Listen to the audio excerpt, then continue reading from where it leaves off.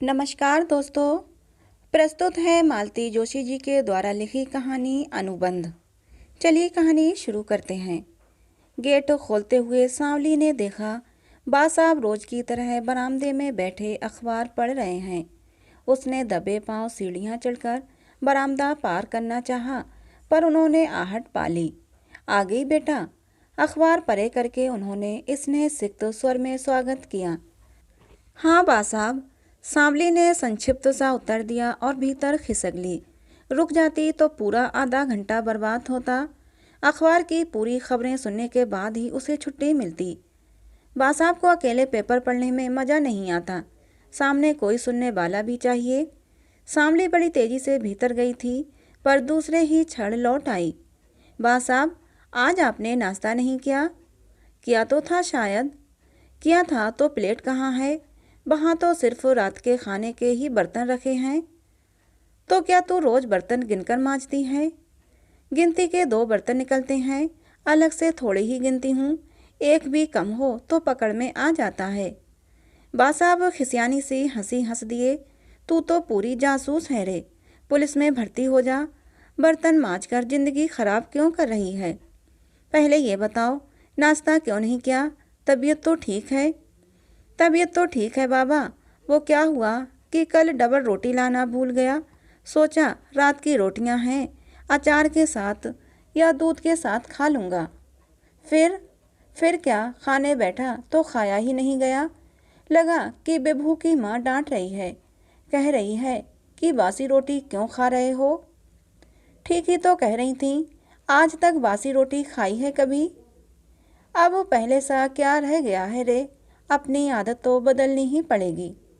नाश्ता नहीं किया मतलब अब तक गोलियां भी नहीं ली होंगी। मैं आपके हाथ जोड़ती हूँ बा साहब, बीमार पड़कर मुझे आफत में मत डालो। मेरे पास बिल्कुल टेम नहीं है। बा साहब चुप बने रहे। आप अखबार पढ़ो, तब तक मैं पोहा बना कर लाती हूँ। बा साहब ने कहना चाहा कि अब नाश्ता रहने दे, सीधा खाना ही खा लूँगा, पर वे चुप रहे, जानते थे कि मानेगी नहीं। कभी कभी तो लगता है कि इसमें बिभू की माँ उतर आती है, ऐसी जिद करती है कि आदमी पार नहीं पा सकता। बा साहब, सांवली फिर दरवाजे में पिरकट हो गई थी। यह तो बताओ कि इतनी रोटी बची कैसे? गिनती की तो बनाती हूँ, उनमें से भी छोड़ देते हो।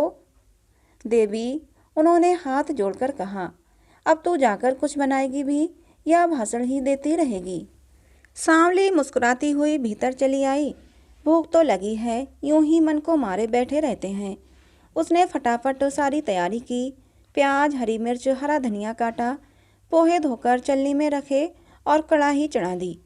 भीगे हुए पोहों पर शक्कर, नमक, हल्दी, मिर्च बुरकने के प्रयास में जैसे ही लाल मिर्च का चम्मच उठाया, उसका हाथ रुक गया। लगा जैसे माँ साहब डांट रही हैं, छोरी कितनी मिर्च भसक रही है, उनके पेट में आग लगा देगी क्या? जानती है ना, जरा से में उन्हें आँव हो आती है। सांवली मन ही मन मुस्कुरा दी। माँ साहब सिर्फ बा साहब को ही नहीं डांटती हैं, सांवली को भी नहीं बख्शती। रसोई से उठती सुगंध बा साहब को भीतर खींच लाई। 2-4 कौर खाते ही उनकी आत्मा तृप्त हो गई। चेहरे पर परितृप्ति सी छलकने लगी। सांवली, तेरे हाथ में तो बिल्कुल उसके जैसा स्वाद है रे, उन्हीं से तो सीखी हूँ बा साहब। बिभू की बहू पोहा कैसा बनाती है पता है? सांवली को सब पता है, 20 बार तो सुन चुकी है, लेकिन हर बार नए सिरे से सुनना ही पड़ता है। अरे हल्दी, कुंकू जैसा तो नमक मिर्च छिड़कती है, तेल तो कहीं नजर नहीं आता। पता नहीं पानी में छौंकती है कि क्या करती है। ऊपर से खूब धनिया और खोपरा सजा देगी। अरे उससे कहीं स्वाद आता है, भीतर तो भूसा ही है ना। बा साहब, अब आपने जिंदगी भर माँ साहब के हाथ का खाया है, उनका सा स्वाद ये आजकल की बहुएं कहाँ से लाएंगी? सीख तो सकती हैं ना, माँ के पेट से तो कोई सीख कर नहीं आता, सब यहीं आकर सीखते हैं। तू भी तो सीखी गई कि नहीं? पर वे तो अपने आप को 30 मार्खा समझती हैं, ना ढंग का पकाएंगी ना नया कुछ सीखेंगी। मुझे तो कभी कभी बिभू पर बड़ा तरस आता है, पता नहीं कैसे खा लेता है। ना खाए तो क्या करे, जिंदगी भर का साथ जो है। हाँ, सो तो है। पोहे की प्लेट उठाकर सांवली किचन में चली आई। यहाँ आए आधा घंटा हो गया था और अभी सारा काम बाकी था। इसीलिए वो दूसरे दोनों घर निपटा कर ही यहाँ आती है। इस घर में काम तो ज़्यादा नहीं है, पर बातचीत में ही समय निकल जाता है। बासाब बेचारे आस लगाए बैठे रहते हैं। 5-10 मिनट उनके पास बैठना ही पड़ता है। उसने कई बार कहा भी, बासाब, घर में बैठे बैठे बोर होते हो, शाम को कहीं निकल जाया करो। इतने तो जान पहचान वाले हैं, नातेदार हैं। पहले तो यहाँ होटल की माफिक दिन भर चाय का पतीला चढ़ा रहता था। ऐसे तुम भी कहीं कहीं जाया करो। नहीं रे, जाने की इच्छा नहीं होती। कहीं भी जाता हूँ तो लगता है सब पर भार हो रहा हूँ। हर कोई यही कहेगा, यहाँ अकेले क्यों पड़े हो, विभू के पास मुंबई क्यों नहीं जाते। अरे, यहाँ पड़ा हूँ तो किसी का क्या जाता है। अपने घर बैठा हूँ, अपनी पेंशन खाता हूँ।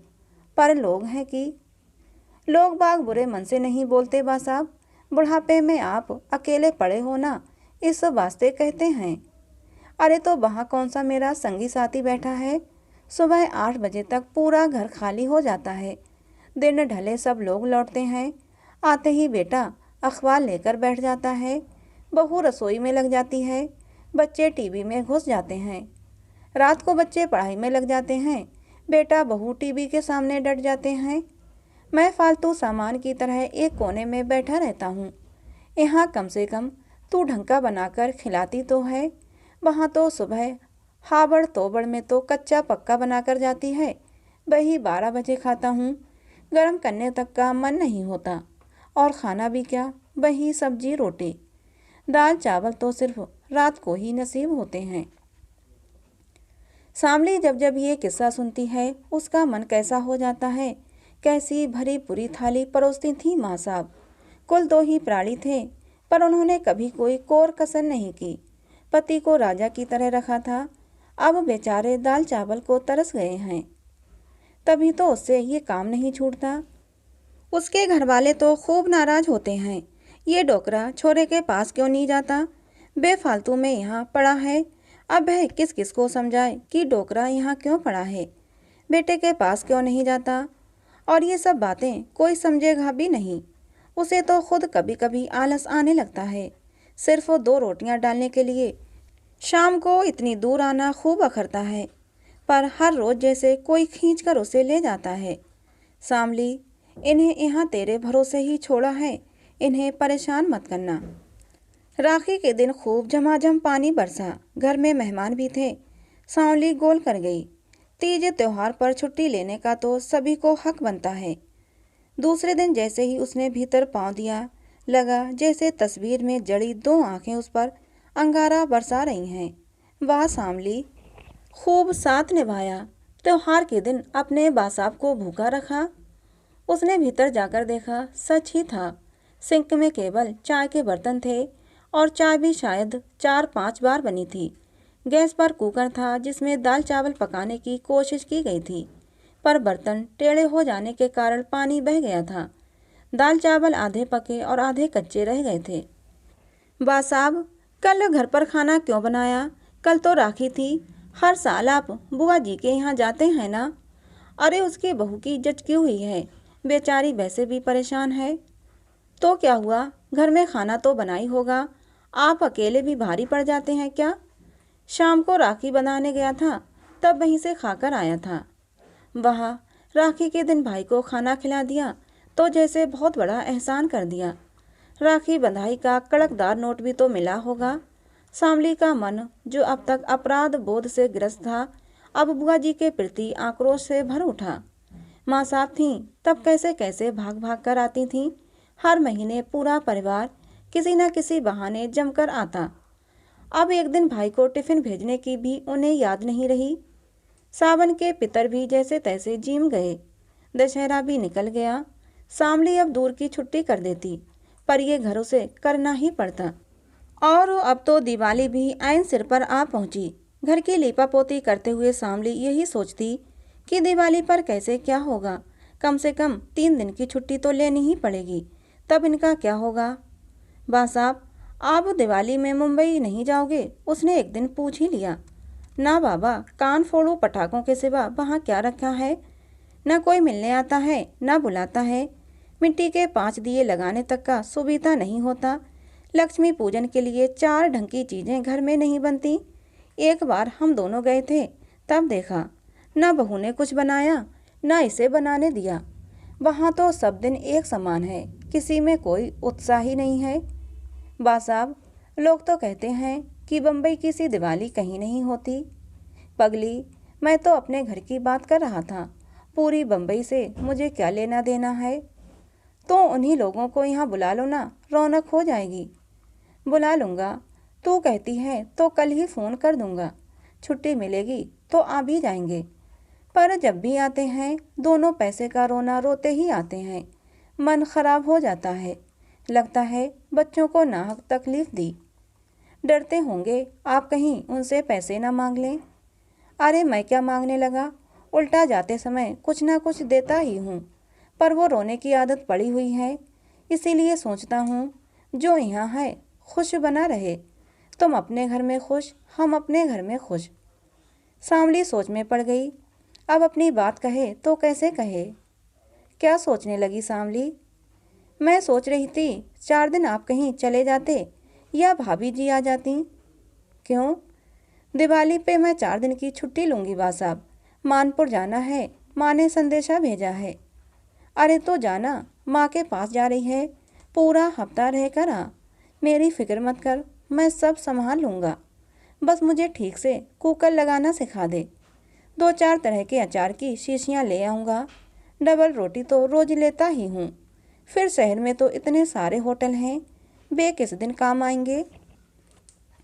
त्योहार में आप डबल रोटी खाओ या होटल में जाओ, ये अच्छा तो नहीं लगता। देख बेटा, इस बार बा साहब की आवाज़ बदली हुई थी। जाने को तो मैं कहीं भी चला जाऊंगा। पूरे हिंदुस्तान में मेरे रिश्तेदार भरे पड़े हैं, पर ये साल भर का त्योहार है। ऐसे में इसे सोने घर में अकेली छोड़कर कैसे जा पाऊंगा। बच्चे आएँ या ना आएँ, मैं तो इसी घर में दिवाली मनाऊंगा। यहाँ उसकी तस्वीर के सामने लक्ष्मी पूजन करूंगा। मुझे तो कभी ढंग से पूजा करना आया ही नहीं। वही बगल में बैठकर एक एक चीज़ पकड़ाती जाती थी, बताती जाती थी कि अब क्या करना है, कैसे करना है। अब भी वही करवाएगी। सांवली की आंखें अनायास ही ऊपर को उठ गईं। लगा कि तस्वीर में जड़ी उन आंखों में एक याचना है, मनोहार है। ज़्यादा देर तक वो उन आंखों में झांक न सकी। उसने नज़रें झुका लीं, पर वो समझ गई कि उसकी छुट्टी मंजूर होने का कोई उपाय नहीं है। उसकी मुक्ति असंभव है। उसे तो त्योहार में भी यहाँ जरूर आना है और घर के मालिक को पूड़ी पकवान बनाकर खिलाना है। जाते हुए एक बार फिर उसकी आंखें तस्वीर से टकराईं, पर इस बार उन आंखों से कृतज्ञता छलकी पड़ रही थी। तो दोस्तों, ये कहानी थी मालती जोशी की, जिसका नाम था अनुबंध। आपको कहानी कैसी लगी कमेंट करके ज़रूर बताना। अच्छी लगी हो तो प्लीज़ इसे एक लाइक और चैनल को सब्सक्राइब जरूर कर लेना, जिससे कि ऐसी ही मनोहर कहानियाँ आप लोगों को मिलती रहें। मिलते हैं अगली किसी नई कहानी में।